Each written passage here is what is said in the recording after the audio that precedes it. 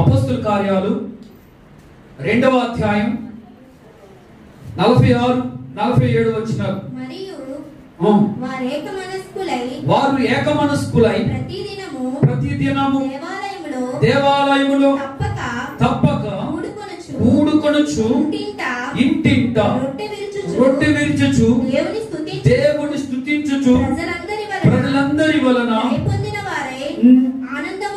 ఆనందముతోను నిష్కపటమైన హృదయముతోను ఆహారము పుచ్చుకొంటిరి. మరియు ప్రభు రక్షణ పొందుచున్న వారిని అనుదినము వారితో చేర్చుచుండెను. ఆమేన్. హల్లెలూయా. ఎవరండి వీళ్ళు? ఎవరి గురించి రాయబడి ఉంది ఈ మాట? అపోస్తుల గురించి రాయబడి ఉంది. అపోస్తుల గురించి ఈరోజు మనం ధ్యానిస్తాం కొన్ని విషయాలు. ఈరోజు మన వాక్యానికి పైన ఆ ఎడ్డింగ్ మాట ఏంటంటే, ఆత్మీయంగా ఉన్నవారు సహవాసానికి దూరంగా ఉండగలరా? ఆత్మీయంగా ఉన్నవారు సహవాసానికి దూరంగా ఉండగలరా అనే విషయాలు మనం ఈరోజు మనం ధ్యానించుకుంటాం. హల్లెలూయా. అపోస్తులు చూడండి, చాలా మందికి అపోస్తులన్నా వారి బోధలన్నా వారి నడవడికన్నా వారిలాగా పేరు పెట్టుకోవాలన్నా కొంతమందికి ఇష్టం కదా. అన్ని బోధల్లో మీకు ఏ బోధ నచ్చింది అని అంటే, మేము అపోస్తుల బోధే మాకు నచ్చుతుందండి అని చెప్తారు చాలా మంది కదా. చాలా మంది సేవకులు అపోస్తులు అనే పేరు కూడా పెట్టుకుంటారు. అపోస్తుల బోధ అంటే చాలా మందికి ఇష్టం కదా. ఏ బోధ ఇష్టం? అపోస్తుల బోధ అంటే చాలా మందికి ఇష్టం. అలా నడవాలని, అలాగ జీవించాలని, అలాగా వారి ప్రయాణం కొనసాగించాలని చాలా మంది ఇష్టపడతారు. అందుకే అపోస్తులను పిలిపించుకోవడానికి కొంతమంది ఇష్టపడతారు. చూడండి, మా సేవకులు అపోస్తులేనండి, మాది అపోస్తుల బోధండి అని చెప్పుకొని గొప్పలు చెప్పుకునే వారు కూడా చాలా మంది ఉంటారు. మనం గొప్పలు చెప్పుకోవడం వల్ల ఏ సమస్య లేదు, కానీ చూడండి, చెప్పిన వాక్యంగా మనం వినడం నేర్చుకోవాలి. ఆమె చెప్తామా? హల్లెలూయా, హల్లెలూయా. చూడండి, ఒక సామెత ఉంది, పేరు గొప్ప ఊరు దెబ్బ. తెలుసా? పేరేంటట? గొప్ప, ఊరు దెబ్బ. ఎంత చక్కని వాక్యమైనా, ఎంత అపోస్తుల వాక్యం విన్నా మనలో మార్పు లేకపోతే ఎవరు ఏమి చేసేది లేదు. మార్పు ఎవరిలో ఉండాలి? వినేవారిలో మార్పు ఉండాలి. ఆమేన్. హల్లెలూయా, హల్లెలూయా. చూడండి, అపోస్తుల గురించి మనం కొన్ని విషయాలు చూస్తే, అపోస్తుల కార్యాలు 1వ అధ్యాయము 8-11 వచనాల వరకు ఈ మాట రాయబడి ఉంది. 1వ అధ్యాయము 8-11 వచనాల వరకు. అయినను పరిశుద్ధాత్మ మీ మీదకు వచ్చినప్పుడు మీరు శక్తి పొందుదురు కనుక మీరు యెరూషలేమునందు యూదయ సమరయ దేశములంతటను భూదిగంతముల వరకును నాకు సాక్షులై ఉందురని వారితో చెప్పాను. ఈ మాటలు చెప్పి వారు చూచుచుండగా ఆయన ఆరోహణమాయెను. అప్పుడు వారి కన్నులు కనబడకుండా ఒక మేఘము ఆయనను ఏం చేసిందట? తీసుకొని వెళ్ళిపోయింది. ఆయన 10వ వచనం, ఆయన వెళ్ళుచుండగా వారు ఆకాశం వైపు తేరు చూచుచుండిరి. ఇదిగో తెల్లని వస్త్రములు ధరించుకుని 2 మనుషులు వారి దగ్గరకు వచ్చారు. దూతలు, గలిలయ మనుషులారా, మీరు ఎందుకు నిలిచి ఆకాశం వైపు చూచుచున్నారు? మీ వద్ద నుండి పరలోకమునకు చేర్చుకొనబడిన ఈ యేసే తిరిగి ఏ రీతిగా పరలోకమునకు వెళ్ళుట మీరు చూచితిరో ఆ రీతిగానే ఆయన తిరిగి వచ్చునని వారితో చెప్పి. ఎవరితో చెప్పారు? ఎవరు చెప్పారు? ఏం చూశారు అక్కడ వాళ్ళు? యేసు ప్రభు పునరుత్థానుడై 3వ దినాన తిరిగి లేచాడు. లేచి ప్రజలందరితో కలిశాడు, వారందరితో మాట్లాడాడు. మాట్లాడిన తర్వాత ఆయన మళ్ళీ ఎక్కడికి వెళ్ళిపోతున్నాడు? ఆరోహణం అవుతున్నాడు, పరలోకానికి వెళ్ళిపోతున్నాడు. వెళ్ళిపోయేటప్పుడు చూడండి, ఎక్కడ? ఒలివల కొండ. ఏ కొండ? ఒలివల కొండ దగ్గరికి శిష్యులందరూ వెళ్ళారు. ఆయన వారిని విడిచిపెట్టి వెళ్ళిపోయినప్పుడు ఆయన చెప్తాడు కదా, పరిశుద్ధాత్మ మీకు ఆదరణకర్తగా ఆయన పంపిస్తున్నాను, ఆయన మీతో ఉంటాడు, ఆయన మిమ్మల్ని మీకు సహాయం చేస్తాడు, ఆయన మీకు హెల్ప్ చేస్తాడని చెప్పాడు. వీళ్ళు అయినా సరే వారికి నమ్మకం లేదు కనుక వారు అలాగే ఉన్నారు. అయినప్పటికీ కూడా యేసు ప్రభు ఏం చేయలేడట, ఆయన పని ఇక్కడ అయిపోయింది, ఈ భూమి మీద చేయాల్సిన పని అయిపోయింది కనుక ఆయన తిరిగి పరలోకానికి వెళ్ళిపోతుండగా, కొంత దూరం వెళ్ళిపోతుండగా ఈ ఆకాశం వైపు చూస్తుండగా ఆయన ఏమవుతున్నాడు, ఆరోహణము అవుతున్నాడు. ఒక మేఘం వచ్చింది, వెళ్ళిపోతున్న క్రీస్తుని వారికి కనబడకుండా చేసింది. ఆ తర్వాత ఇద్దరు దూతలు వచ్చారు, తెల్లని వస్త్రాలు వేసుకొని. వచ్చిన దూతలు ఏం చెప్తున్నారట, ఏం చెప్తున్నారు, ఇక్కడ ఉందా, ఏం చెప్తున్నారు, గలిలయ మనుషులారా మీరు ఎందుకు నిలిచి ఆకాశం వైపు చూచున్నారు, యేసు ఏ రీతిగా అయితే వెళ్తున్నాడు తిరిగి అదే రీతిగా మీ వద్దకు వస్తాడు అని చెప్పారు. చెప్పిన తర్వాత మీకు నమ్మకం వచ్చింది. ఎందుకు నమ్మకం వచ్చిందండి, ఎందుకు నమ్మకం వచ్చింది చెప్పండి. యేసు ప్రభుని సిలువేయడం వారు చూశారు కదా. యేసు ప్రభు జీవన విధానం చూశారు. మొదట యేసు ప్రభుని సిలువేయడం చూశారు. యేసు ప్రభు చనిపోయిన తర్వాత సమాధి చేయబడడం చూశారు. తిరిగి పునరుద్ధానుడే మూడో దినాన ఆ సమాధిని చీల్చుకొని మళ్ళీ తిరిగి పునరుద్ధానుడే అందరికీ కనబడి, మనుషులందరికీ కనబడి ఆయన యొక్క ఆ శక్తిని ప్రజలకు చూపించడం మొదలు పెట్టాడు. కార్యాలు జరిగినాయి. అంతేకాదు ఆయన ఏ రీతిగా మరణించి తిరిగి లేచాడు అదే రీతిగా ఆయన చెప్పిన వాక్యాల ప్రకారం తిరిగి ఆరోహణమయ్యాడు. ఆరోహణమయ్యాడంటే ఇంతవరకు జరిగిన ప్రతి సిచ్యువేషన్ వారు చూస్తున్నారు. శిష్యులు అపోస్తలులు ప్రతి సిచ్యువేషన్ చూస్తున్నారు.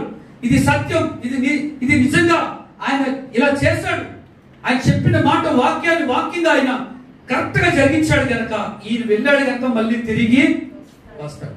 మీరు భయపడొద్దని చెప్పాడు. వారందరూ ఎక్కడికి వెళ్ళిపోయారు, ఎవరింటికి వాళ్ళు వెళ్ళిపోలేదండి. అపోస్తలుడు అని ఎందుకు అన్నారు వాళ్ళు తెలుసా, యేసు ప్రభు అయిపోయాడు కనుక ఆయన ఎన్నాడు మళ్ళీ వస్తాడో రాడు ఎవరికి తెలుసు అని అనుకోలేదు. ఆ బోధన విన్న వారు ఎక్కడికి వెళ్ళారు తెలుసా, యెరూషలేములోకి వెళ్ళి మేడగది మీదకి వెళ్ళారు. ఎక్కడికి వెళ్ళారు వాళ్ళు, మేడగది మీదకి ఎందుకు వెళ్ళారంటే మేడగది వారికి వాడుక. ఏం వాడుక, అది ప్రార్థనకు వాడుక. మేడగది సంఘం, వారి యొక్క చర్చ్. మేడగది ఏంటండి, చర్చ్. పస్కా విందించింది ఎక్కడ, మేడగది మీదనా. శిష్యులు పాదాలు కడిగింది ఎక్కడ, యేసు ప్రభు ఇది నా శరీరము ఇది నా రక్తము అని చెప్పింది ఎక్కడ, మేడగది మీద. శిష్యులకు బోధ చేసింది ఎక్కడ, వారికి అర్థం అవ్వలేని కొన్ని విషయాలు చెప్పింది ఎక్కడ, మేడగది మీద. చర్చ్ అది. యేసు ప్రభు ఆరోహణం అయిపోయాడు, తిరిగి ఎవరింటికి వారు వెళ్ళలేదు. వారందరూ చేరారు. ఎక్కడ చేరారంటే యెరూషలేములో ఉన్న మేడగది అనే ప్రార్థనా మందిరం, ప్రార్థనా స్థలం, ప్రార్థన ఆ చర్చ్ దగ్గరికి వారు చేరారండి. ఆమె చెప్తామా, ఆమె హల్లెలూయా హల్లెలూయా. చూడండి ఇక్కడ ఏముందంటే ఆయనను పరిశుద్ధాత్మ మీ మీదకి వచ్చినప్పుడు మీరు ఏం చేస్తారట, శక్తి నొందెదరు. అప్పటి వరకు మీరు మేడగదిని విడిచి వెళ్ళొద్దని చెప్పాడు దేవుడు. ఏం చేశారు మీరందరూ, అదే మేడగది మీద ప్రార్థనలో కనిపెడుతూ ఉన్నారు. ఎన్నాళ్ళు అంటే పరిశుద్ధాత్మ వారిని తాకినంత వరకు కూడా మేడగదిలోంచి వారు బయటకు వెళ్ళలేదు. ఆమె చెప్పండి హల్లెలూయా. పరిశుద్ధాత్మ అగ్ని నాలికల వలె వారి మీదకి రాగానే అప్పుడు దేవుడు ఏం చేయాలో వారికి వివరించాడు, చెప్పాడు కదా. చూడండి వారు ఆరోహణమైనప్పుడు ఎలాగైతే ఆకాశం వైపు తేరి చూస్తున్నారని దేవదూతలు మాట్లాడాయో ఆ మేడగది మీదకి వెళ్ళి ప్రార్థన చేస్తూ ప్రభు సహాయాన్ని కోరుకుంటూ ఆకాశం వైపు వారి కళ్ళెత్తులను చూశారు. ఎవరు నాయకుడు అంటే అప్పటి వరకు ఎవడు నాయకుడు లేడు. పేతురుకి బాధ్యత అప్పగించాడు ప్రభు. మేడగది మీద ఉండి వారి టీం లీడ్ చేసి మీరు నువ్వే నడిపించమని చెప్పాడు. కానీ అప్పటి వరకు కూడా మీరు ఇలా ఉండండి, ఇలా చెయ్యండి అని చెప్పి అధికారం ఎక్కడ పేతురు చలాయించినట్టు మనం బైబిల్లో చూడలేదు. ఎక్కడ పేతురు నాయకత్వం ఉందని తెలిసిందంటే వీరందరి మీద దేవుని యొక్క అభిషేకం ఎప్పుడైతే అగ్ని నాయకుల వల్ల దిగిందో, పరిశుద్ధాత్మ ఎప్పుడైతే కుమ్మరించబడిందో, వీరు అన్య భాషలు మాట్లాడినప్పుడు, తెలియని కొత్త భాషలు మాట్లాడినప్పుడు అక్కడి నుంచి చాలా జనాలు, చుట్టుపక్కల దేశాల నుంచి వచ్చిన జనాలు అది చూసినప్పుడు, ఆ పరిస్థితి చూసినప్పుడు, మీరేదో కొత్త మద్యం తాగినట్లున్నారు, అందుకే కొత్త భాషలు మాట్లాడుతున్నారని చెప్పినప్పుడు, అప్పుడు వార్నింగ్ ఇచ్చాడు, ఏం మాట్లాడుతున్నారు మీరు? ఏము మందులు అయి తాగిన వారిని కాదు, మద్యాలయం పుట్టిన వారిని కాదు, పరిశుద్ధాత్మ చేత నింపబడి ఈ మాటలు మాట్లాడుతున్నాం, జాగ్రత్తగా ఉన్నాడని చెప్పి వారికి అక్కడ ఉన్న కొన్ని వాక్యాలు వారికి బోధించాడు. అప్పుడు వారందరిలో భయం కలిగిందట. ఏం కలిగింది? భయం వచ్చింది వారందరికీ. చూడండి, ఇక్కడ ఈ 1వ అధ్యాయము 8 నుంచి 11 వచనాల్లో కొన్ని ఉన్నాయి. పరిశుద్ధాత్మ వారి మీదకి వచ్చింది. మొదటిది చూడండి, పరిశుద్ధాత్మ వారి మీదకి రాగానే ఏమైంది? శక్తి వచ్చింది. మొదటిది. రెండవది, లోకమంతా దేవుడే. అక్కడ ఏం చెప్తున్నాడు? లోకమంతా ఏమై ఉంటారని చెప్పాడు అక్కడ వాగ్దానం? సాక్షులే ఉంటారని చెప్పాడు. మూడవది, వారి కన్నులు ఎటువైపు చూస్తున్నాయండి? ఎటువైపు చూస్తున్నాయి? ఆకాశం వైపు చూస్తున్నాయి. అందుకే అభిషేకాన్ని పొందుకున్నాయి. ఆమేన్, హల్లెలూయా. నాలుగో మాట, యేసు ఏం చెప్పాడు? నేను తిరిగి మరలా వస్తానని చెప్పాడు. ఐదో మాట, వారు విడిచిపోలేదు కానీ నిరీక్షణతో కనిపెట్టి ప్రార్థన చేస్తున్నారు. ఎలా చేస్తున్నారు? నిరీక్షణతో కనిపెట్టి ప్రార్థన చేయడం మొదలు పెట్టారు. వారి ఆసక్తిని చూసిన ఆ దేవుడు వారి మీదకి పరిశుద్ధాత్మ కుమ్మరింపునిచ్చాడు. హల్లెలూయా, హల్లెలూయా. ఎంతవరకు అంటే వారందరి హృదయాలు ఏకహృదయం అయినంత వరకు కూడా పరిశుద్ధాత్మ వారి మీద కుమ్మరించబడలేదు.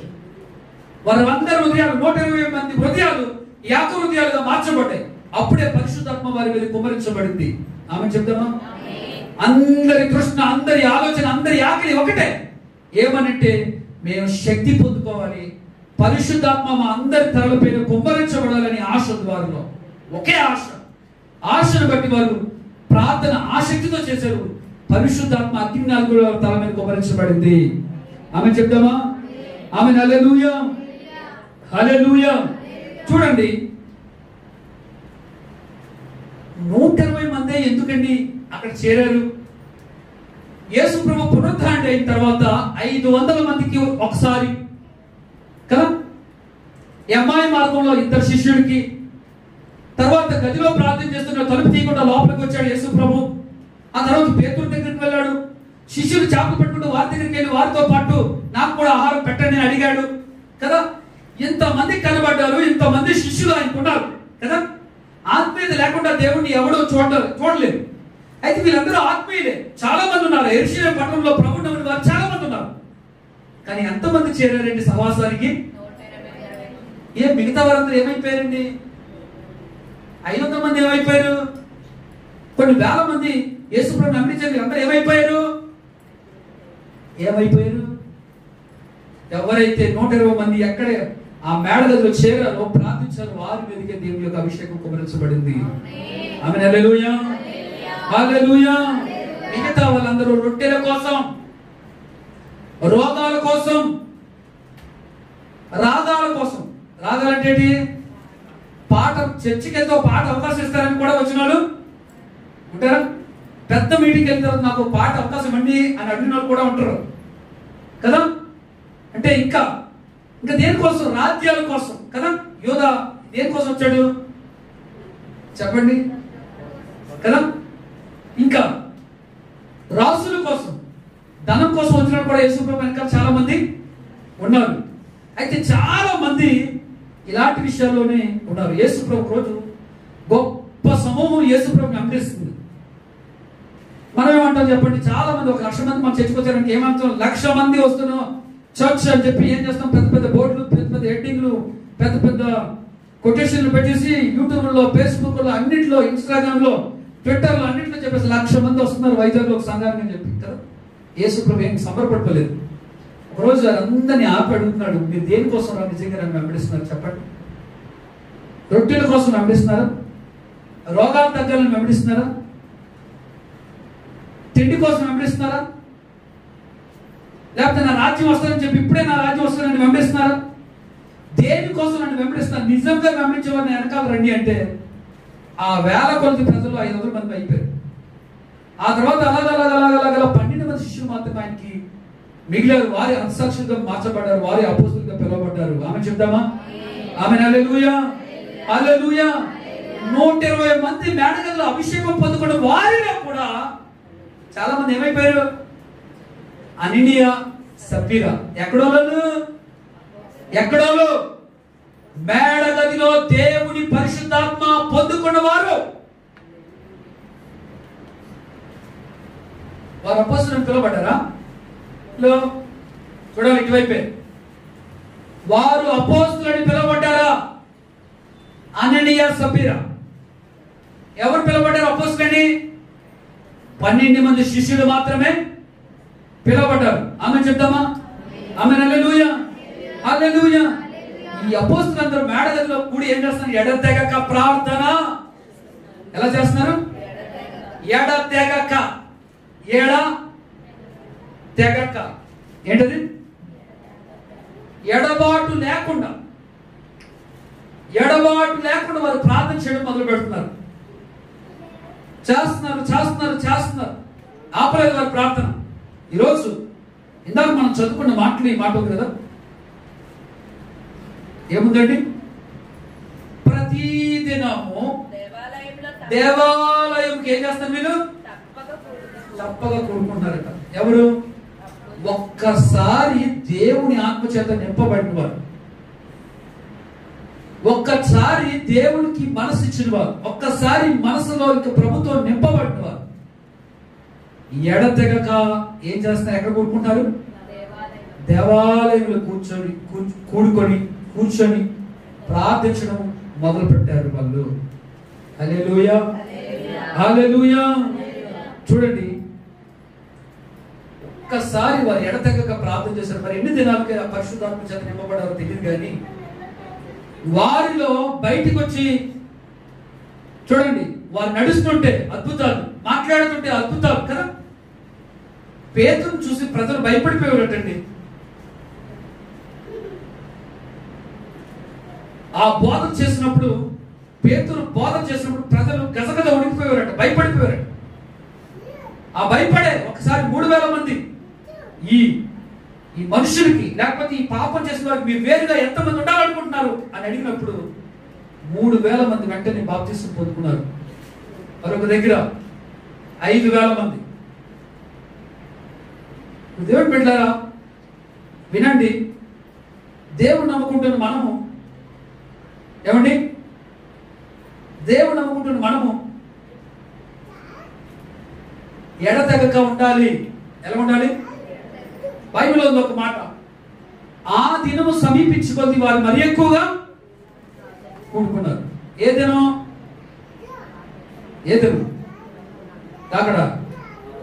రాకడెప్పుడు? అపోస్తలులు అక్కడ కూడుకున్నారు. ఎన్ని సంవత్సరాల క్రితం? అప్పుడు కదా, చాలా సంవత్సరాల క్రితం. వేల సంవత్సరాలు అయ్యా. అప్పుడు ఏం చేస్తున్నారు? ఆ దినం సమీపించుకుంది మరి ఎక్కువగా విపత్తు, క్రైస్తవులు చంపే పరిస్థితి, క్రైస్తవులు హింసించే పరిస్థితి, క్రైస్తవులు దొరికినట్టు నాశనం చేసే పరిస్థితి, దేశం నుండి వెలివేసే పరిస్థితి, చాలా హింస కలిగిన పరిస్థితి. ఆ పరిస్థితి సమీపం ఉంటున్న వారు మరి ఎక్కువ ఏం చేశారు? కూడుకొని ప్రార్థన చేయడం మొదలు పెట్టారు. హల్లెలూయా చెప్తామా? హల్లెలూయా, హల్లెలూయా. చూడండి, పరిశుద్ధాత్మ శక్తి పొందుకున్న వారు శక్తి కార్యాలు చేశారండి. శక్తి కలిగి బోధించడం ప్రారంభించారు, అద్భుతాలు చేయడం ప్రారంభించారు వారు. చూడండి, అంతమంది వారు ఒకే దగ్గర ఉన్నారు. వారిలో ఎవరిని ఏమైనా తేడాలు ఉన్నాయా? చెప్పండి, మాట్లాడారు. భేదాలు ఏమున్నాయా? ఉన్నాయి. ఒక దగ్గర వచ్చింది భేదం. ఏమనంటే, హెబ్రీయుల్ని యూదులు దూషించారు. దేని విషయంలో? వృద్ధుల్ని, అలాగే అనాథుల్ని వారికి ఆహారం పెట్టలేదని చెప్పి అక్కడ వారికి చిన్న సమస్య వచ్చినప్పుడు, అక్కడ చూడండి, అక్కడ వారికి సమస్య వచ్చినప్పుడు కొంతమంది అక్కడ వారి కోసం కొంతమందిని ఏర్పాటు చేసుకున్నారు. అందులో స్టెఫన్ ఒకడు కదా, స్టెఫన్ కూడా ఉన్నాడు. వారికి ఆహారం ఏర్పాటు చేయడానికి, వారిని ప్రిపేర్ చేయడానికి ఎన్నుకున్నారు వారు సంఘంలో వచ్చి. చూడండి, ఈరోజు ఎందుకు మనం ఎడబాటు కలిగి జీవిస్తున్నాం? ఎందుకు దేవుడితో ఎడబాటు వస్తుంది మనకి? ఎందుకు సంఘానికి మనకి ఎడబాటు వస్తుంది? ఎందుకు ఆత్మీయ సహవాసానికి మనకి ఎడబాటు వస్తుంది? మన ఆత్మీయులవి కదా, ప్రభు నమ్ముకున్న వారు కదా, ప్రభుని వెంబడిస్తున్న వారు కదా. ఎందుకు మనం ఇవ్వాల్సినంత ప్రాధాన్యత ఇవ్వలేకపోతున్నాం? ఏదో మొక్కుబడి లాగా ఎందుకు వచ్చి వెళ్ళిపోతున్నాం మనం? మొక్కుబడి భక్తి మన ఆత్మీయ జీవితాన్ని కట్టలేదండి. ఏమా, మొక్కుబడిగా మనం చేసే ఏ భక్తి కూడా మన ఆత్మీయ జీవితాన్ని బాగు చేయలేదు. మొక్కుబడిగా మనం భక్తి చేయకూడదు, అలవాటుగా భక్తి చేయకూడదు.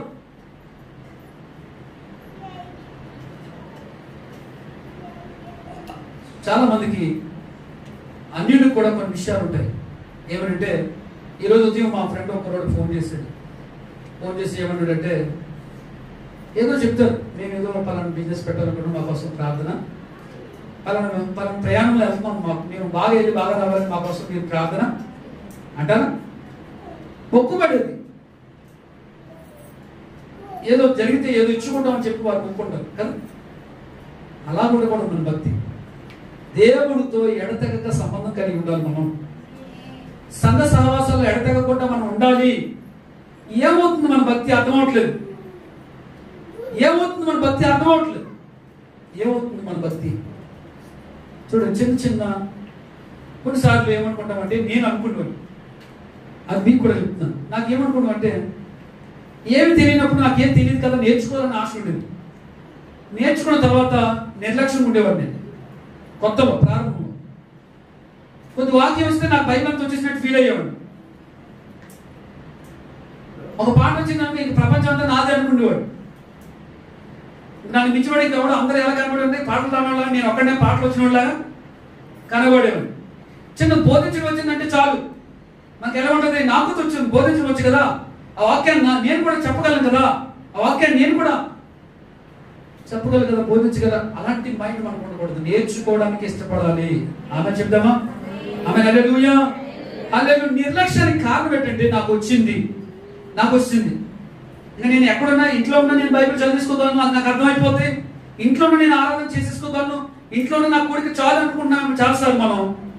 కానీ సంఘ సహవాసం ఎందుకు అపోస్తులు చేశారండి? వాడు ఎడతెగక ఎందుకు మందిరానికి చేరారండి?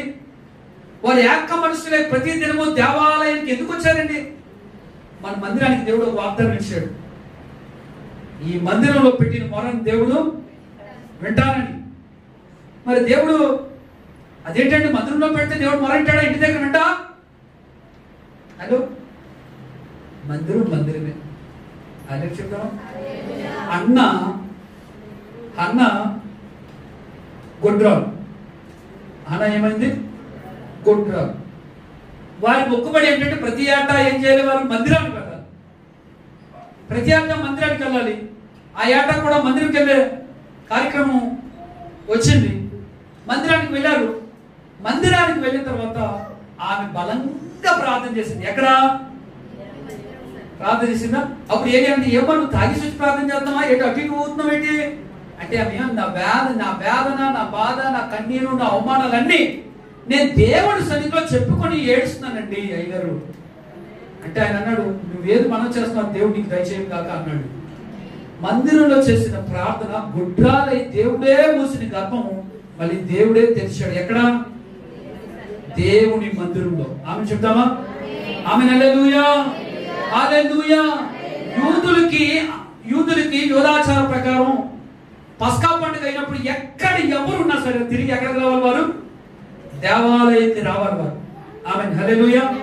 యూదులంతా ఆచారం. ఓకే, దేవుడు కూడా పిల్లలుగా ఉంటున్న మనము దేవుని మందిరానికి చేరి ప్రార్థించాల్సిన బాధ్యత మనలో ఉంది. ఒక్క మాట చెప్పండి, మనందరం ఆత్మీయులమేనా? చెప్పండి, అనుమానం లేకుండా చెప్పండి. ఆత్మీయులమే మనందరని? ఆత్మీయులు అయితే ఎందుకు సహవాసం దూరం అయిపోతున్నాం? చెప్పండి. ఒకసారి ఆత్మీయులు అంటే ఏంటంటే, ఆత్మను పొందుకునేవారు. దేవుని పరిశుద్ధాత్మను పొందుకున్న మనము ఎందుకు దూరం అయిపోతున్నాం? నేను మీ వాక్యం మీరు ఆత్మీయులు కాదని చెప్పట్లేదు. ఎందుకు బలహీనం అవుతున్నాం? ఎందుకు ఆసక్తి సన్నగిలిపోతుంది? ఇది అయిపోయిన తర్వాత మీకు ఒక వీడియో పెడతాను. నేను వాట్సాప్ గ్రూప్లో పెట్టాను. ధనం మాట్లాడుతుంది, మనిషితో మాట్లాడుతుంది, విన్నారా? హల్లెలూయా. చూడండి, ఆత్మీయులకు ఉన్న లక్షణాలు ఇక్కడ ఉన్నాయి కదా. అపోస్తలుల కార్యాలు ఇప్పుడు మనం చూసాం కదా. 2వ అధ్యాయం 42వ వచనం చదువుకుందాం ఒకసారి మళ్ళీ. వీరు అపోస్తలుల బోధ యందును సహవాసమందును రొట్టె విడిచి యందును ప్రార్థన చేయటం ఎడతెగక ఉండేవి. ఎలా ఉన్నారు? బోధలో ఎలా ఉంటున్నారు? ఒకరినొకరు హెచ్చరించుకుంటున్నారు, ఒకరినొకరు సరి చేసుకుంటున్నారు, ఒకరినొకరు బోధిస్తున్నారు. మనకి ఎవరైనా చెప్పారంటే మనం ఎలా ఉంటాం చెప్పండి? ఈడేదో భక్తిపరుడు అని నాకు ఫీలింగ్, మనకి అన్నీ ఫీలింగ్ అవుతాం. అవును మా వినాలి. ఎలా అనుకుంటాం? ఏమనుకుంటాం మనం? ఎవరైనా చెప్పారంటే ఏమనుకుంటాం? అన్నీ మనం ఈడేదో భక్తిపడరా, ఈడేదో బాగున్నాడు, ఈ ఫ్యామిలీ బాగున్నట్టు నాకు చెప్తున్నాడు అనుకుంటాం మనం కదా. ఈ అపోస్తలులు ఎలా ఉన్నారు? వారు బోధ ఒకరికొకరు హెచ్చరించుకుంటున్నారు, ఒకరికొకరు సరి చేసుకుంటున్నారు. హల్లెలూయా. హెచ్చరించకపోతే, హెచ్చరించేవారు లేకపోతే, హెచ్చరిక బోధ లేకపోతే మనం ఎలాగ సరి చేయబడతాం? మనం కట్టబడతాం, ఎలాగో మార్చబడతాం, ఎలాగో చెక్కబడతాం? ఒక మంచి రాయి తీసుకున్నాడండి శిల్పి. హలో, నాకు అది చూస్తున్నారు అందరూ? ఏం చేశాడు? మంచి శిల్పి, ప్రపంచంలో నంబర్ 1 శిల్పి. ఆయన ఒక బొమ్మ చెక్కి అలాగా పెట్టాడు అనుకోండి, చాలా మంది చూస్తారు, చాలా డబ్బులు పెట్టి కొంటారు ఆ సెల్ను. అంత గొప్ప శిల్పి. రాయి సిద్ధం ఉంది, శిల్పి సిద్ధం ఉన్నాడు. శుద్ధి ఉంటారు కదా, శుద్ధితో కదా చెప్తారు. ఉలి ఉలి ఉలి శుద్ధి, పై శుద్ధి ఉలి రెండు ఉంటాయి కదా. రాయి మాట్లాడింది ఏమని శిల్పితో? ఓయ్ శిల్పి, ఒక్క దెబ్బ కూడా నా మీద పడకుండా నువ్వు రూపం మంచి రూపంలోకి రావాలని చెప్పింది. అవుతుందా చెప్పండి? మనం సహవాసానికి వచ్చినప్పుడే మన యొక్క పరిస్థితి, ఆత్మీయత తెలుస్తుంది. మన సహవాసానికి వచ్చినప్పుడే మన భక్తిలో ఎదుగుతాము. మన సహవాసానికి వచ్చినప్పుడే మన భక్తి స్థితి మార్చబడుతుంది. మన సహవాసానికి వచ్చినప్పుడే మనలో ఉన్న లోపాలు తెలుస్తాయి. మన సహవాసానికి వచ్చినప్పుడే దేవుడు మనతో మాట్లాడతాడు. మన సహవాసానికి వచ్చి ఆరాధన చేసినప్పుడే పరిశుద్ధాత్మ చేత నింపబడతాము. ఆమె హల్లెలూయా. ఫస్ట్ గా మేము ఇంట్లో చేసుకుంటే అలా జరగదా? జరగదు. బైబిల్ చెప్తుంది జరగదు, అలా జరగదు. ఎవరు నిన్ను గద్దిస్తాడు? ఎవరు నీకు బోధిస్తాడు? అదే వారి తెలివితో కూడా ఏమైనా వాళ్ళు అపోస్తలుల బోధ యందు సహవాసమందు రొట్టె విరిచినందు ప్రార్థన చేయటందు వీటన్నిటి ఎలా ఉన్నారు? ఎడతెగక క్రమంగా నడుస్తున్నారు. వాళ్ళు ఎలా నడుస్తున్నారు? క్రమంగా. హల్లెలూయా. ఎన్ని విషయాలు? అపోస్తలుల బోధలో అపోస్తలుల మెట్లు ఇవన్నీ ఉంటాయి. ఈ మెట్లు దీని గురించి ఒకసారి చెప్పాను గతంలో. ఒకసారి ఈ మెట్లు ఉంటాయి. బోధ, ఇంకేముంది? సహవాసము, రొట్టె విరుచుట, ప్రార్థన చేయుట, ఎడతెగక కలుసుకుంటా కదా. ఎలా ఉన్నారు అక్కడ? చైన్ అనేది విడిపోకూడదు. ఎడతెగడం అంటే ఆత్మీయతలో బలహీనం అయిపోతాం మనం. చూడండి, ఆత్మీయంగా ఏమైపోతాం మనం? గ్యాప్ వస్తే, నాకు తెలుసు, నేను వ్యక్తిగతంగా అనిపించాను. ఏంటి? ఏమనిపించాను? ఆత్మీయంగా దిగజారిపోవడం అనిపించాను. సహవాసం ఎందుకంటే మనం సెట్ చేసుకోవడానికి. కొన్నిసార్లు దేవుడు మాట్లాడుతూ ఉంటాడు. మాట్లాడినప్పుడు నాకు చాలా, ఈరోజు చాలా మందికి ఇండివిజువల్ మైండ్ ఉంది. ఏ మైండ్? Individual mind. చూడండి, కుటుంబాల్లో ఇండివిజువల్ మైండ్ వచ్చింది. ఏమా ఎక్కడ వచ్చింది? ఏమని వచ్చింది?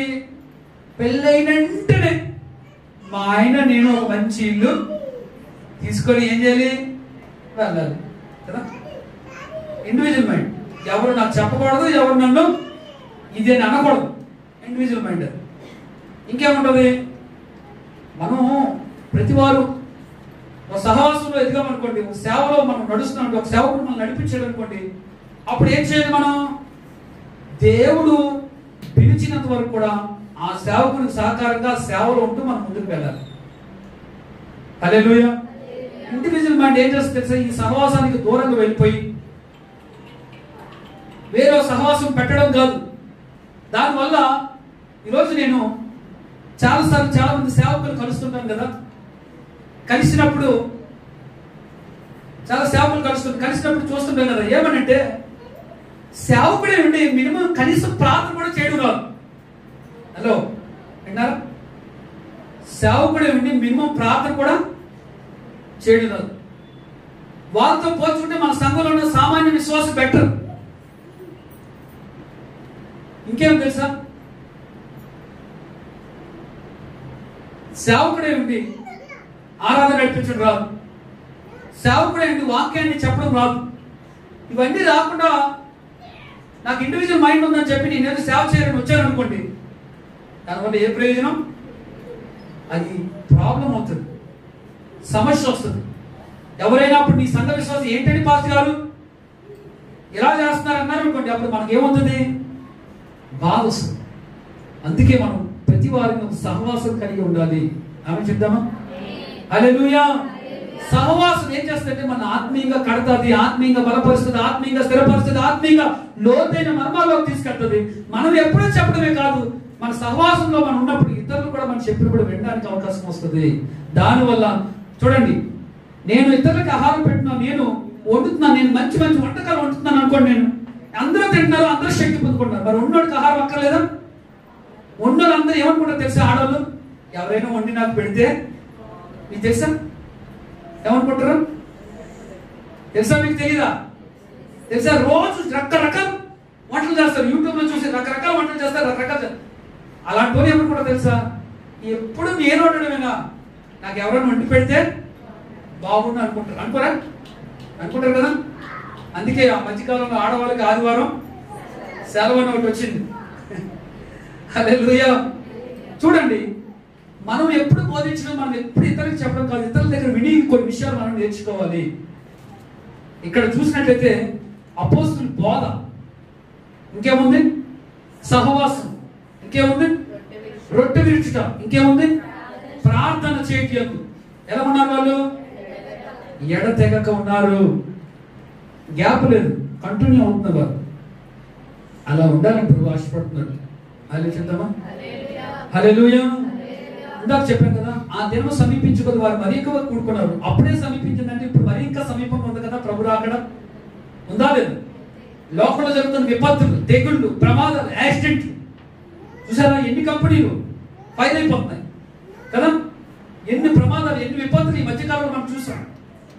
కొన్ని వేల మంది గాయపరచబడ్డారు, కొన్ని వేల మంది రోగులుగా అయ్యారు, కొన్ని వేల మంది, కొన్ని లక్షల మంది మరణమైపోయారు, కొన్ని కోట్ల మంది తెగులు చెంద నింపబడ్డారు.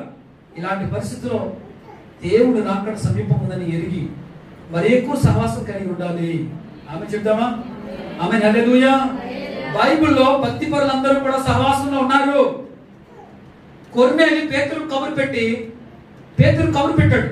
దూత వచ్చి, కొర్నేలి నువ్వు భక్తి పరుడివి, యథార్థవంతుడు, నీతిమంతుడివి, నీ ప్రార్థన దేవుడు విన్నాడు, సమాధానం పంపించాడు. అయితే నీ ఇంట కూర్చొని నువ్వు ఏదో ప్రార్థన చేస్తున్నావు కానీ నీ ప్రార్థన, నీ భక్తికి ఒక వార్నింగ్ వచ్చే ఒక దైవజనుడు ఉన్నాడు, ఆయన తీసుకురావాలని చెప్పాడు. ఎవరు? దేవుని దూత ఏం చేసింది? కొన్నేళ్ళు ఎక్కడ ప్రార్థన చేస్తున్నాడు? ఇంట్లో ప్రార్థన చేస్తున్నాడు. ఒక దైవజనుడు నీకు కావాలి. కొన్నేలి నువ్వు భక్తి పరుడివి, నీతిమంతుడివి, న్యాయవంతుడివి, యథార్థవంతుడివి, దానాలు ధర్మాలు చేసేవాడివే, అయినప్పటికీ కూడా నీకు వాక్యం కావాలి, నీకు వాక్యం లేదని చెప్పాడు. అప్పుడు ఏం చేశాడు? పేతురు ఒకడున్నాడు, ఆయన తీసుకొచ్చి వాక్యం బోధించడానికి ఏం చేశాడు? ఈయన ఆ దైవజనుడు వస్తానని ఉద్దేశంతో బంధువుల్ని, స్నేహితుల్ని అందరినీ పిలిచి పోగేసి వారందరికీ దేవుని వాక్యాన్ని వినిపించాడు. అన్యులు సైతం దేవుని ఆత్మచేత నింపబడ్డారు. హల్లెలూయా. అనేక మంది అక్కడ బాప్తిసాలు తీసుకున్నారు. మనం ఒంటరిగా ఉన్నంత మాత్రాన మన భక్తి పరమే కాదని కాదు, మనం ఒంటరిగా ఉంటాం చాలా సార్లు.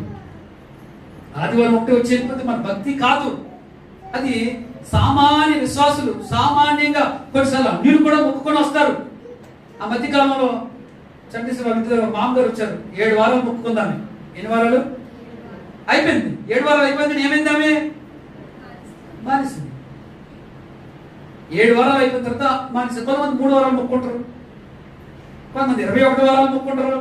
మొక్కోవడం వల్ల తప్పలేదు, కానీ నిన్న ఈ 7 వారాలన్న వాక్యం ఏం చేసిందో మరి. హల్లెలూయా. ఏమనంటే దేవుడికి మొక్కుకున్నాం కనుక అలా వస్తున్నా. ఎప్పుడు? ఆదివారం పూట చెప్పాం దేవుడికి. ఏమని? బాప్తిసం పాస్టర్ గారు అడిగారు, ఏమని? ప్రతి ఆదివారం నమ్మకంగా వస్తావా? వస్తే నీకు బాప్తిసం చెప్పు, నీ మాట పెట్టేస్తాం. అందుకే ఆ రోజు ఎక్కడిచ్చాం? నీటిలో ఇచ్చాం మాట. ఎక్కడిచ్చాం? నీటిలో ఇచ్చాం మాట. ఏమని? ప్రతి ఆదివారం వస్తాం. అందుకే వస్తున్నామండి అనుకుంటున్నారా? దేవుడు నమ్ముకున్న బిడ్డలుగా ప్రతి సహవాసానికి మనం ఏమవ్వాలి? హాజరవ్వాలి. కొంతమంది సహవాసాలు లేక ఏడుస్తున్నారు తెలుసా? సహవాసాలు లేక ఏమవుతున్నారు? ఏడుస్తున్నారు. సహవాసాలు లేక, సంఘం పెట్టక.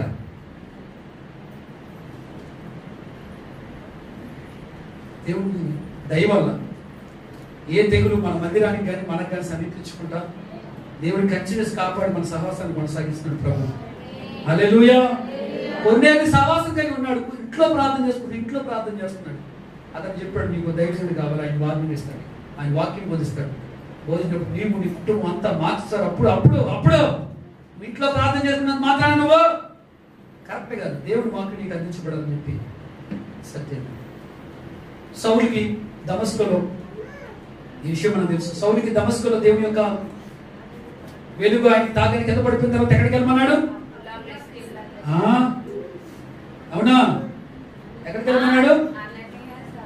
అననీయ సభ్యుల దగ్గరికి వెళ్ళమన్నాడు. దేనికి? వారిని బోధిస్తారు, వారు ఎలా ఉండాలో చెప్తారు, వారు ఏం చేయాలో చెప్తారు. వారు ప్రార్థన చేసినప్పుడు నీ కళ్ళులో ఉన్న పనులు రాల్చబడతాయని చెప్పారు. ఎందుకు? సహవాసం. యేసు ప్రభుకి సహవాసం ఇస్తాం. యేసు ప్రభు ఒక్కసారి మాత్రమే ఒంటరిగా వెళ్ళాడు. ఎప్పుడు చెప్పండి? ఎప్పుడు? ఆయన ఒంటరిగా ఉండి రాత్రి వేళ ప్రార్థన చేసుకోవడానికి ఒక్కడు వెళ్ళాడు. అలాంటప్పుడే మనం ప్రార్థన చేస్తాం. మిగతా సమయం అంతా ఎవరితో ఉన్నాడు? శిష్యులతో, మనుషులతో, అందరితో అందరితో అందరితో అందరితో అందరితో అందరితో అందరితో. బైబిల్లో 4 సువార్తల్లో కూడా యేసు ప్రభు అందరితో ఉండేవాడు. హల్లెలూయా. ఒక్క ప్రార్థన చేసుకున్నప్పుడు మాత్రమే ఒంటరిగా ఉండేవాడు. నాకు అన్నీ తెలుసు, నాకేం చెప్పక్కర్లేదు అని అనుకోని మనసు బాబు మనకు ఉండకూడదు. సౌలుకి చెప్పాడు, నోరు మూసుకొని వెళ్ళాడు. ఈ అననీయ సప్పర్ ఏమంటున్నారు తెలుసా? ఏమంటున్నారు తెలుసా? ప్రభువాడు ఎవడో నీకు తెలుసు కదా. ఏం చేసాడు? నిన్నటి వరకు పట్టుకున్నాడు తన్నేవాడు. స్టెప్పర్ను కూడా చంపించాడు. అలాంటి వాడికి మా ఇంట్లో వెమ్మంటావు స్థానం. అప్పుడు దేవుడు ఏం చెప్పాడు తెలుసా? నేను ఆయన్ని శ్రమ పెడతాను. ఎవరు పెడతారు? నేను ఆయన్ని శ్రమ పెడతాను. అప్పుడు ఆ శ్రమల్లో నా నామాన్ని ఆయన ఎరుగుతాడు, తెలుసుకుంటాడు. ఇప్పుడు నా నామాన్ని ప్రజలకి బోధిస్తాడని చెప్పాడు. ఆమె చెప్పండి. హల్లెలూయా, హల్లెలూయా. శ్రమ కొన్నిసార్లు దేవుడు మనల్ని మార్చడానికి, కొన్నిసార్లు మనం మారడానికి ఎవరొకరి ద్వారా ఏదో ఒక విధంగా ఎలాగోలాగా దేవుడు పెడతా ఉంటాడు మన జీవితంలో. హల్లెలూయా. అది మేలు కొరకే మనం గ్రహించాలి. అపోస్తలుడైన పౌలుకి చెప్తాడు. అపోస్తలుడైన చూడండి పౌలు గురించి, ఆ పౌలు అపోస్తలుడు కాకముందు ఈ అననీయతో చెప్తాడు, ఆయన నేను శ్రమ పెడతాను, ఆయన నేను మార్చుతాను, మార్చిన తర్వాత అనేకులకు సాక్షి ఆయన తేరవుతాడని చెప్పాడు. చూడండి దేవుని అనుకున్న పిల్లగా పేతురు చేస్తానన్నాడు. సంఘం ఏం చేస్తుంది? ఎవరింటి దగ్గర ఆలు చేయొచ్చు కదా. ఏం చేయాలి? సంఘం అంతా కలిసి సేవకుడి కోసం ఏం చేస్తున్నారు? అత్యాశక్తితో ప్రార్థన చేస్తే చెరసాలలో నుంచి పేతురు ఎలాగొచ్చాడు? చెరసాల ఎలాగుందో అలాగే తాళం కూడా తీయలేదు. ఎలాగొచ్చాడు? తాళం తీయలేదు తెలుసా? అందులోంచి చెరసాల నుంచి పేతురు బయటికి రాబడ్డాడు. హల్లెలూయా, హల్లెలూయా. సంఘం అత్యాశక్తితో ప్రార్థన చేసినట్టు పౌలు శీల ఏం చేశారు? ఇద్దరు ఏం చేశారు? ఏకాత్మతో చెరసాలలో ప్రార్థన చేశారు. చేయగానే ఏమైంది? చెరసాలలో భూకంపం వచ్చింది. ఏమొచ్చింది? చెరసాలలో భూకంపం వచ్చింది. కదిలిపోయి చెరసాలు కూడా తాళాలని విడిపోయి గేట్లు తెరవబడ్డాయి కదా. సహవాసం అనేది క్రైస్తవుడికి చాలా ప్రాముఖ్యమైనది. హలో, ఎడతెగక సహవాసం చేయండి, అది చాలా మేలు చేస్తుంది మనకి. ఆమె చెప్పండి. అపోస్తల కార్యాలు 2వ అధ్యాయం 44 చూద్దాం. విశ్వసించిన వారందరూ ఏకముగా కూడి తమ కలిగినంత సమష్టిగా ఉంచుకున్నారు. నమ్మినోడు చూడండి, దేవుని నమ్మిన అందరూ ఎలా ఉన్నారట? ఏకంగా కూడి. ఆమె చెప్తామా? ఆమె హల్లెలూయా, హల్లెలూయా. విశ్వసించిన వారందరూ ఎలా ఉన్నారట? ఏకంగా కూడి ఎడతెగక ఏం చేస్తున్నారు? వీళ్ళు ప్రార్థన చేస్తున్నారు. చూడండి, 4వ అధ్యాయం 31 కూడా చూద్దాం. ఒక మాట ఉంది, 4:31. వారు ప్రార్థన చేయగా వారు కూడి ఉన్న చోటు ఏమైంది? అప్పుడు వారందరూ పరిశుద్ధాత్మతో నింపబడిన వారే దేవుని వాక్యం ధైర్యంగా బోధించారు. వారు ప్రార్థన చేశారు. వారంటే ఎంతమందో? ఒకళ్ళ ఇద్దరా? చాలా మంది. వారు అంటే చాలా మంది ఉన్నారు అక్కడ. హల్లెలూయా. వారు ప్రార్థన చేయగా ఏమైంది? అక్కడ ఉన్న స్థలం మరి మనం వారు కాకూడదా? హలో, మనం వారిని కాకూడదా? అవచ్చా? మనం ప్రార్థన చేస్తే ఆ స్థలం కంపించుతా? ఒక్కొక్కరు ఒక్కొక్క మైండ్.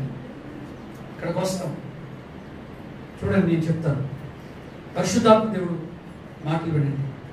సహవాసం ఏంటంటే మనల్ని భక్తి పెంచుతుంది. సహవాసం సెట్ చేస్తుంది, మనల్ని భక్తిలో మనల్ని మారుస్తుంది, మనల్ని ఆత్మీయంగా బలపరుస్తుంది. నేర్చుకోవాల్సిన విషయాలు నేర్చుకుంటాం. సహవాసంలోని సంఘంలోని మాత్రమే మనం మార్పు చెందుతాం. ఒంటరిగా ఉంటే మనం మార్పు చెందాం. ఒంటరి ఉన్నప్పుడు ఏమనిపిస్తుంది చెప్పాలా? చెప్పాలి. ఇంకో మాట చెప్పి అప్పుడు చెప్తాను మీకు. అపోస్తల కార్యం 13వ అధ్యాయం చూద్దామా? 13వ అధ్యాయం 42-44 వచ్చినారు. 42 నుంచి. వారు సమాజ మందిరంలో నుండి వెనుచుండగా ఈ మాటలను మరుసటి విశ్రాంతి దినం తమతో చెప్పవలనని జనులు వారిని వేడుకునేది. ఎవరిని చెప్పండి? పౌలును బర్నబాసును. ఏమని? అక్కడ ఉన్న భక్తి పరులైన యూదులు అంటున్నారట, అయ్యగారు, పాస్టర్ గారు, మీరు రేపు విశ్రాంతి దినం కనుక మాతో ఉండి మా మందిరానికి వచ్చి ఏం చేయాలి? వాక్యాన్ని ఎత్తాలి అని చెప్తున్నారు. హల్లెలూయా. అప్పుడే ఎక్కడి నుంచి వెళ్తున్నారు వాళ్ళు బయటికి? సమాజ మందిరం అంటే ఏంటి? ఆ గుంపు అందరూ కూడుకున్న స్థలం. అలాంటి స్థలం నుంచి వాళ్ళు వెళ్ళిపోతుండగా ఏమంటారు? మళ్ళీ రేపు మాకు కూడిపోతుంది కనుక మీరు ఆ కూడికలో ఏం చేయాలి? మీరు వాక్యాన్ని బోధించాలని చెప్పి వారు చెప్తున్నారు. హల్లెలూయా. పౌల్ని బర్నబాను వాక్యం బోధించమని వారు ఏం చేస్తున్నారు? బలవంతంగా. ఎవరంటే వాళ్ళు భక్తిపరుడైన యూదా మత ప్రవిష్టులు. ఎవరు వాళ్ళు? యూదా మత ప్రవిష్టులు ఏం చేస్తున్నారు? వాళ్ళని మాతో పాటు ఉండాలని చెప్పి వారిని బలవంతం చేస్తున్నారు. ఆమేన్. హల్లెలూయా, హల్లెలూయా, హల్లెలూయా. చూడండి, వినడానికి వేగిరి పడాలట, మాట్లాడడానికి ఏం చేయాలి? మనం నిదానించాలి. చూడండి, బైబిల్ ఉంటుంది, బోధించువాడు మరి ఎక్కువగా శిక్షకు పాత్రుడు. అపోస్తలుడైన పౌలు అంటాడు, మీరు బోధకులు ఉండకపోవడమే దేవుని కృప. ఏమంటే మన బోధకులుగా మనం మార్చబడాలి, మనం బోధించాలి, అనేక మందికి చెప్పాలి. ఓకే, చెప్తున్న మనకి మరి ఎక్కువగా ప్రమాదం కనుక చాలా జాగ్రత్తగా ఉండాలని బైబిల్ చెప్తుంది. ఆమె చెప్తామా? హల్లెలూయా, హల్లెలూయా. చూడండి, మనం నిజంగా ఆత్మీయమైతే ఎందుకు అన్ని విషయాలు మనం పాల్గొలేకపోతున్నాం? కూడికి సహవాసానికి రాలేకపోతున్నాం.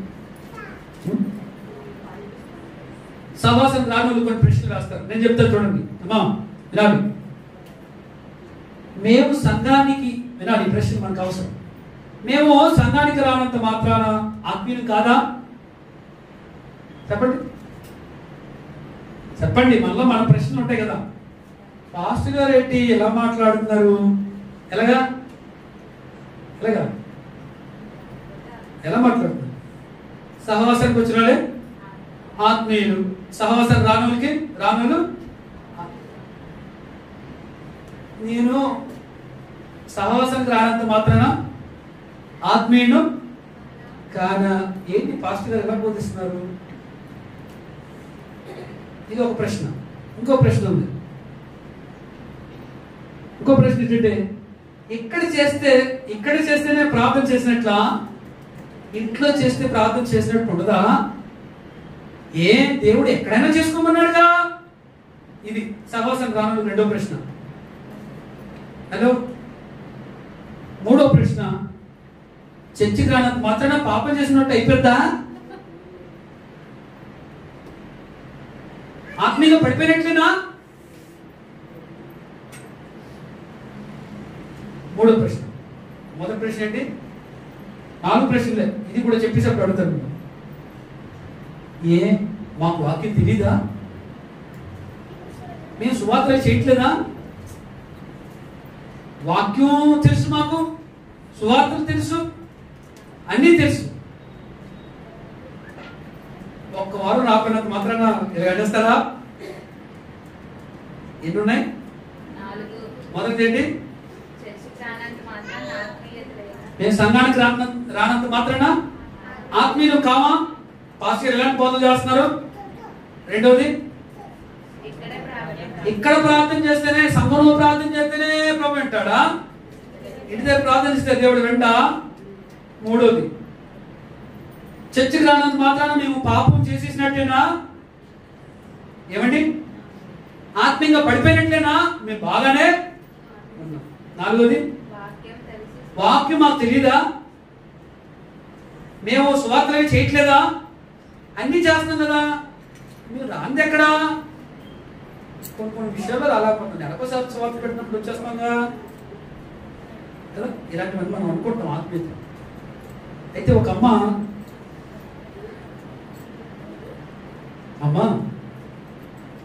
ఆదివారం దేవుడిదమ్మా, ఆదివారం వ్యాపారం చేయకూడదు, ఆదివారం ఆరాధన అయిపోయిన తర్వాత నీ ఇష్టం అమ్మా, ఆదివారం వ్యాపారం చేయకూడదు అని చెప్పినప్పుడు అమ్మకి కొంచెం నొప్పి వచ్చింది గుండెల్లో. ఏమని పాస్గా నా వ్యాపారం వదులుకొని చర్చికి రమ్మంటాడా? ఏం చేయాలి ఇప్పుడు? నేను నాకు అవకాశం ఉంది చర్చికి, నేను నీకు అవకాశం ఉన్నప్పుడు చేస్తావా? దేవుడికి అవకాశం ఉన్నప్పుడు వస్తావా? ఆమె రావడం మానేసింది. దేవుని స్తోత్రం, హల్లెలూయా. ఇంకొక అమ్మకి అన్నాను, అమ్మా ప్రార్థనకి, భక్తికి, సంఘానికి ఒక క్రమం ఉండాలి. మనకి క్రమం ఉండాలంటే రావడం మానేసింది. ఏమమ్మా చర్చికి రావట్లేదు? మీరు క్రమంగా రమ్మంటారు, మాకు క్రమంగా రావడానికి అవ్వదు. అందుకే అటు ఇటుగా ఉండకూడదు. ఒకటి ఉంది మాకు అక్కడికి వెళ్ళిపోతుందని చెప్పారు.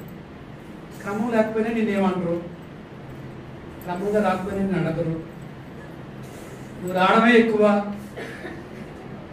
మేడం గారు వచ్చినట్టు ఆయన ఫీల్ అయిపోతారు. ఓకే,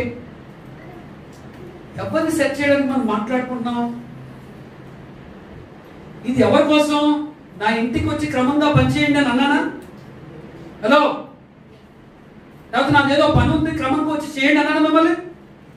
దేవుడి పని కోసం మనం క్రమంగా ఉండాలని చెప్తున్నాను. ఆమె చెప్పండి. దేవుడి పని అది మీకు మేలు చేసండి, మీకు ఆ కీడు నుంచి తప్పించండి, మీకు ఆశీర్వాదం ఇచ్చేది అదే కదా మీకు చెప్తున్నాను. ఒక ఆమెకి చెప్పాను నేను, అమ్మా నువ్వు పనిలో పడి చర్చకు రావడం మానేసావు.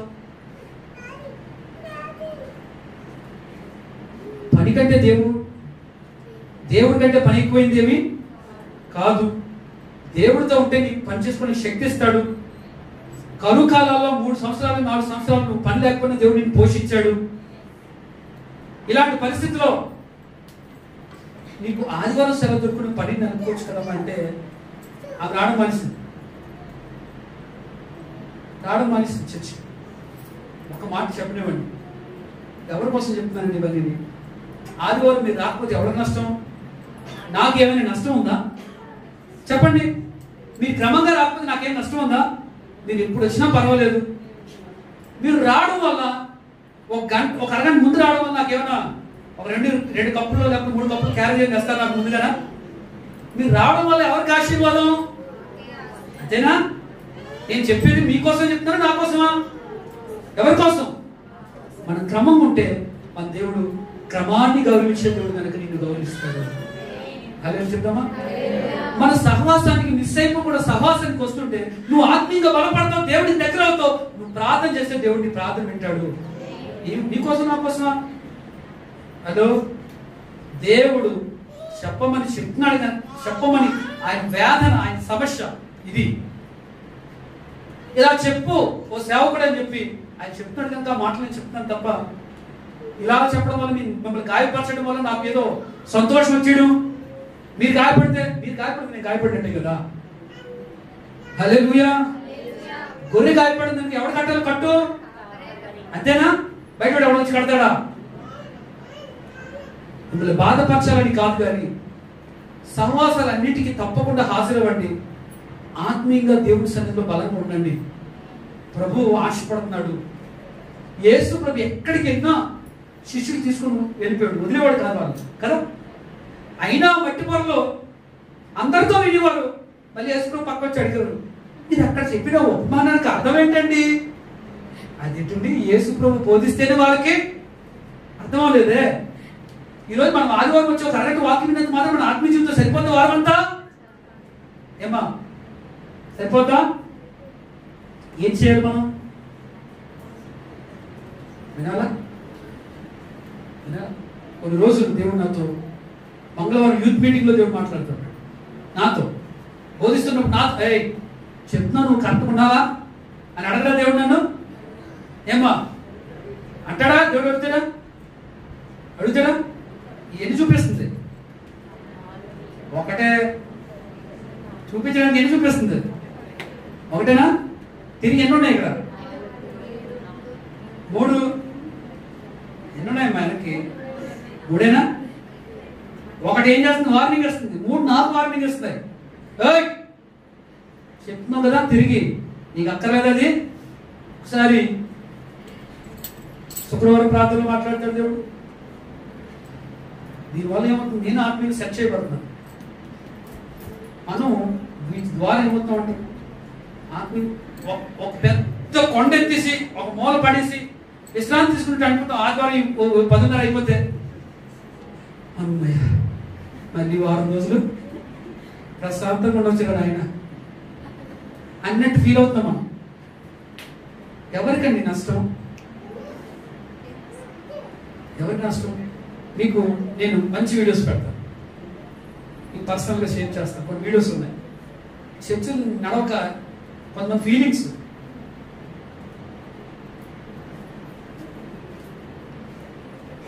ఎవరండి మనకి ఆత్మీయంగా మనం బలపరిచింది? దేవుని వాక్యమే కదా.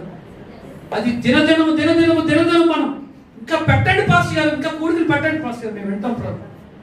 చెప్పండి పాస్టర్ గారు, బైబిల్ స్టడీ పెట్టండి పాస్టర్ గారు, మేము వింటాం, నేర్చుకుంటాం.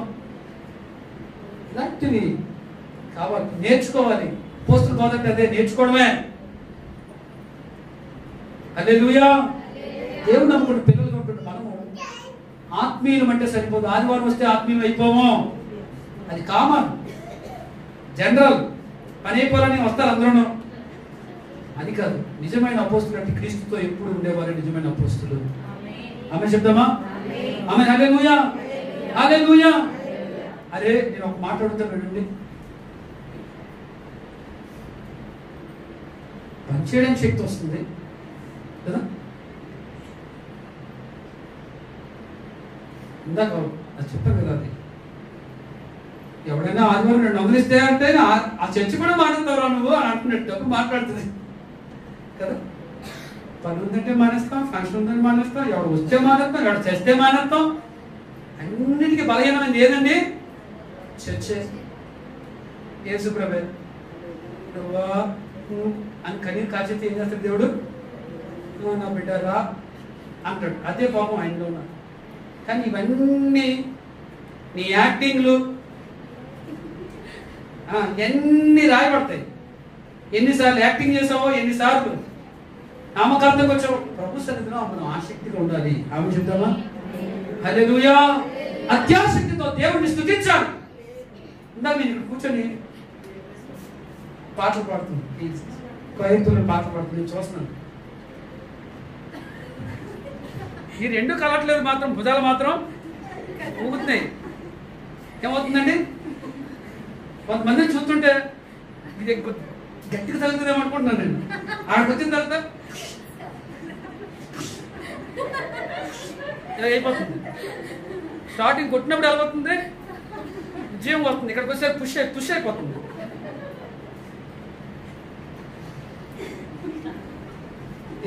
నేను అనుకున్నాను ఈ పాప ఆసక్తి ఉంది కానీ ఆ చేతుల వరకు రావట్లేదు ఆసక్తి. హల్లెలూయా. ఎక్కడి వరకు రావట్లేదు? హస్తాల వరకు రావట్లేదు ఆసక్తి. శక్తి అయిపోతుంది, ఖర్చు మాత్రం అయిపోతుంది. మనం చేసేది అలాగే ఉంటుంది చాలాసార్లు. ప్రభు సన్నిధిలో ఉంటే మనం దేవుని కోసం అపోస్తల బోధ మనం నేర్చుకున్నాం. మరి ఎలా ఉన్నారు? ఆ మెట్లు మనకి ప్రామాణికం నేర్చుకోవడానికి అవి ఉన్నాయి.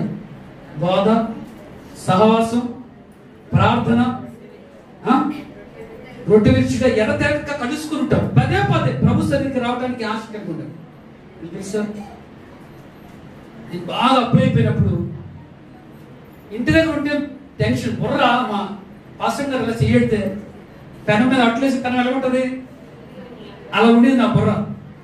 ఈ తలకాయ అట్లేసిన పెనం ఎలా ఉంటుంది, అలా వేడెక్కిపోయింది. ఎందుకంటే అందరి కోసం ఆలోచించడమే. ఎవడెప్పుడు వస్తాడో, ఎవరి నుంచి పోవడంతో తెలియదు, ఎప్పుడు వస్తాడో తెలియదు, ఎవడు వస్తాడో తెలియదు, కింద నుంచి పోవడంతో తెలియదు, కింద నుంచి ఎవడు పిలుస్తాడు. ఇలా చెయ్యి కానీ పెనం మీద ఉన్నట్టు ఉండేది తలకాయ. చర్చికి అయిపోతాను, ఇది ఫ్రిడ్జ్ లాగా అయిపోయింది. ఏది బాగుంటుంది చెప్పండి? ఆ ఫ్రిడ్జ్ని ఎంచుకున్నాను. ఇంటి దగ్గర ఉండడానికి ఇష్టం ఉండేది కాదు. ప్రార్థన ఎక్కువగా చర్చిలో గడిపేవాళ్ళండి, ప్రార్థనలో గడిపేవాడిని. ప్రభు అప్పుడు ఇంత ప్రార్థన చేస్తున్నావు, మామూలుగా ఉండడానికి వీలేదు, నువ్వు సేవకుడు అవ్వాలని చెప్పి దేవుడు పిలిచాడు. ఆమేన్. హల్లెలూయా, హల్లెలూయా, హల్లెలూయా. దేవుడు నమ్ముకున్న బిడ్డలుగా ఉంటుంది. మనలో ఆసక్తి ఎప్పుడు తగ్గకూడదు. అందుకే రోమపత్రికలో ఆసక్తి విషయంలో మాంద్యులు కాక ఆత్మీయందు తీవ్రత కలిగి ఉండాలి. ప్రతిరోజు మనం కూడుకోవాలి, ప్రతిరోజు ప్రార్థించాలి. ప్రతిరోజు మనకి ఎప్పుడో మీ అవైలబుల్ ఎప్పుడో చెప్పండి అంటాను నేనే. ఎందుకంటే మీ అవకాశాన్ని బట్టే ప్రార్థనలు జరుగుతాయి. హల్లెలూయా, హల్లెలూయా. మధ్యాహ్నం జరిగేసి మనకు ఉపవాస ప్రార్థన కదా. మధ్యాహ్నం జరిగితే ఒక 5, 6, 10 మంది అలా వచ్చేవారు. అలాగే సాయంకాలం పెట్టాం, ఎందుకంటే మీ పనులు ముగించుకొని వస్తారు. కనీసం 8 గంటలకన్నా వస్తారని. కొన్నిసార్లు 8 గంటలకు కూడా ప్రారంభించట్లేదు, వస్తారు కదా. ఇంకా మీకోసం మీ అవైలబులే. కొన్ని మధ్యాహ్నం పెట్టి ఏం పాసారంటే మధ్యాహ్నం పెట్టిస్తాను, మీ అవైలబుల్ పెట్టి. ఎందుకంటే మీకోసం మీరందరూ వస్తే దేవుడు సంతోషిస్తాడు, ఆనందిస్తాడు. హల్లెలూయా. దేవుడు నమ్ముకున్న పిల్లలు ఉంటుంది. మనం ఏం చేయాలి? అపోస్తలుల ఎడతెగక మన ప్రార్థన మరి ఎక్కువగా. ఎందుకంటే సాతానుడు గర్జించే సింహం వల్ల తిరుగుతున్నాడు, ఎవరిని మింగుదామా అని. హల్లెలూయా. ఎలా తిరుగుతున్నాడు? ఇంటింటికి వస్తున్నాడు, ప్రతి మనిషిని దర్శిస్తున్నాడు, ప్రతి మనిషిని తట్టుతున్నాడు. వాడు ఎవడు బలహీనంగా ఉంటాడు, ఎవడు ఆత్మీయంగా దిగజారిపోతాడు, ఎవడు ప్రార్థన చేసుకోడు, ఎవడు దేవుడికి దూరంగా ఉంటాడో అలాంటి వాళ్ళు పట్టుకుంటున్నాడు. వారితో చెలగాటం ఆడుకుంటున్నాడు, విపరీతంగా వారిని బాధ పెడుతున్నాడు, దుఃఖ పెడుతున్నాడు, వారికి రకరకాల ఇబ్బందులు పెడుతున్నాడు సాతాను. ఎవరిని మింగుదామని తిరుగుతున్న రోజు ఇవి. చూడండి అంత్యకాలం ప్రకటన. దేవుడు వచ్చే ముందట సాతాను రెచ్చిపోతాడట. ఏం చేస్తాడు? ఎందుకు? వాడికి టైం లేదు. కనుక మనిషిని ఎలాగలాగా ఏదో విధంగా ఎలాగోలాగా అపవిత్రం చేయడము, వారిలో ఆ పరిశుద్ధతను పోగొట్టడము, వారిలో ప్రార్థనా జీవితం పోగొట్టడము, వారిలో ఆ విశ్వాసాన్ని పోగొట్టడము, వారిని సంఘానికి దూరం చేయడము, సహవాసానికి దూరం చేయడము, సహోదరులతో దూరం చేయడము, వాక్యానికి దూరం చేయడము, దేనికో దానికి దూరం చేసి వాడు క్రైస్తవుని బలహీనపరుస్తున్నాడు. ఒక్కటి ఏంటంటే దేవుళ్ళో ఉన్న వాళ్ళని దేవుడికి దూరం చేయడమే సాతాను యొక్క ప్రధాన లక్షణం.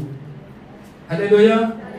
నేను చంపేయడమో నిన్ను ఏదో చేసేయడం కాదు. దాని లక్షణం, సాతానుడి యొక్క ప్రధాన లక్షణం ఏంటంటే దేవుడు సన్నిధికి నిన్ను దూరం చేయాలి. అది డబ్బులో, పనో, బిజీయో, ఎవరో ఫ్రెండ్సో, ఏదో ఒకటి. కొన్నిసార్లు మనం అనుకుంటాం, నేను అసలు పని చేసినప్పుడు నేను అనుకుంటాను, నాకు అసలు ఖాళీ వచ్చేస్తే బాగుంది, ఇంకేం చేయాలి, చర్చిలోకి వెళ్ళి విపరీతంగా ప్రార్థనలో బైబిల్ వదలకూడదు అసలు అని చెప్తాను. జనరల్గా నేను మీలా సామాన్య మనిషినే కనుక నాకు వచ్చే ఫీలింగ్ చెప్తాను. అనుకుంటాను నేను పని చేసినప్పుడు ఏమనుకుంటా, నాకు పని ఖాళీ దొరికితే బాగుండు, ఎక్కువసేపు ఇంకా అలా ఉండిపోదాం అనుకుంటా. ఈ లాక్డౌన్, ఈ కరోనా పరిస్థితి ఎలా గడిచిపోయిందో తెలియదండి. రోజులు ఉదయం అయిపోయిన తర్వాత, ఉదయం కదా లేచి తెల్లవారు లేచి 5 గంటలకు ప్రార్థన చేసుకుంటాం, అన్ని బాగుంది, మన యాక్టివిటీస్ అన్ని మనం ఇలా గడిచిపోతాం. సాయంకాలం అయిపోయి అప్పుడే డే అయిపోయింది. ఈరోజు ఏం చేశాను నేను అంటే ఏం చేయలేదు. పని చేసినప్పుడు ఏమనుకుంటాం మనం, ఖాళీ దొరికితే బాగున్నాం. నీకు ఒక విషయం తెలుసా, పని చేసిన వాడే భక్తిలో ఇంకా తీవ్రంగా ఉంటాడు. ఖాళీ ఉన్న వాళ్ళు ఇంకా ఖాళీ అయిపోతారు. అంటే ఎలాగంటే ఇంకా బలహీనం.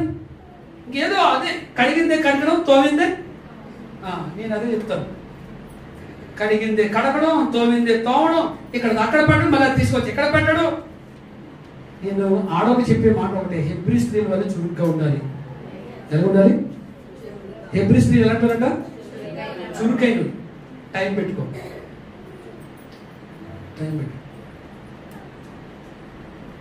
టైం పెట్టుకొని ఈ టైం కానీ ఈ పని చేయాలి, ఈ టైం కానీ ఈ పని చేయాలి. బలహీనం అయిపోయి అనారోగ్యం వచ్చినప్పుడు ఏం చేయలేం. మనం లేగాలనుకున్నా లేగలేం, అది నీరసం వల్ల.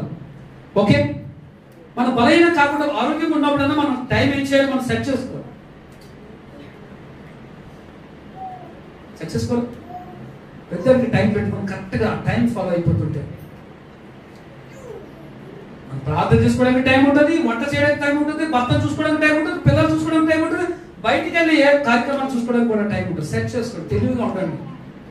టైం వృధాగా వాడితే దేవుడు లెక్క అప్పగిస్తాను. దేవుడికి నీకు 50 సంవత్సరాలు టైం ఇచ్చారు, ఏం చేసావు అన్నప్పుడు, ఏది ప్రభు తోమిందే, ఉతికిందే, కడిగిందే,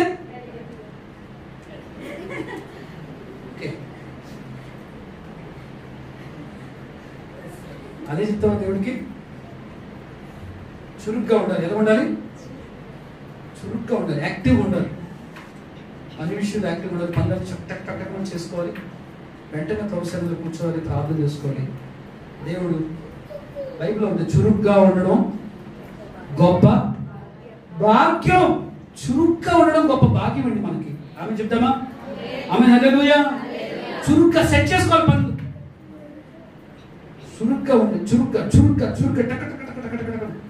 పని చేసుకుంటా మోకాలు వేసి దేవుని సన్నిధిలో ప్రార్థన చేయాలి. అమ్మాకలకి రోజంతా టైం ఉన్నా సరిపోదు, ఇంకొక గంట పెంచితే బాగుంది అనిపిస్తుంది. ఏం చేస్తారంటే ఏం చేయరు. 2 పూట్ల భోజనం వండి పెట్టడం కూడా కష్టమే వీళ్ళకి. హల్లెలూయా, హల్లెలూయా. దేవుడు నమ్ముకున్న పిల్లలుగా ఉంటాడు మనము. దేవుడు నమ్ముకున్న పిల్లలుగా ఉంటాడు మనము. అపోస్తుల బోధలో నడుద్దాం. అపోస్తులు ప్రామాణికంగా ఉన్న మెట్లు మనం ఎక్కుతాం. ఒకటి బోధ, సహవాసం, రొట్టె విరుచుట, ఎడతెగక ప్రార్థన చేసి ఆసక్తిగా దేవుని సన్నిధిలో ఉండటం. ఆమేన్, హల్లెలూయా. ఈ విషయాలు ఎప్పుడైతే మనం ఉంటామో దేవుడు మనం బట్టి హ్యాపీ అవుతాడు, సంతోషిస్తాడు. అలా మనం మార్చబడడానికి ప్రయత్నం చేద్దాం. ప్రభు సన్నిధిలో ఉన్న మనం ఇక మీదట ప్రతి కార్యక్రమంలో మనం యాక్టివ్ ఉండి ప్రభు సన్నిధిలో బలంగా ఉందాం. ప్రతి గుడికి పంచుకొని ఆత్మీయంగా రోజుకి ఉన్నత స్థానాలకు ఎదుగుదాం. ఈ మాటలు దేవుడు మనందరి దీవించును గాక. ఆమేన్.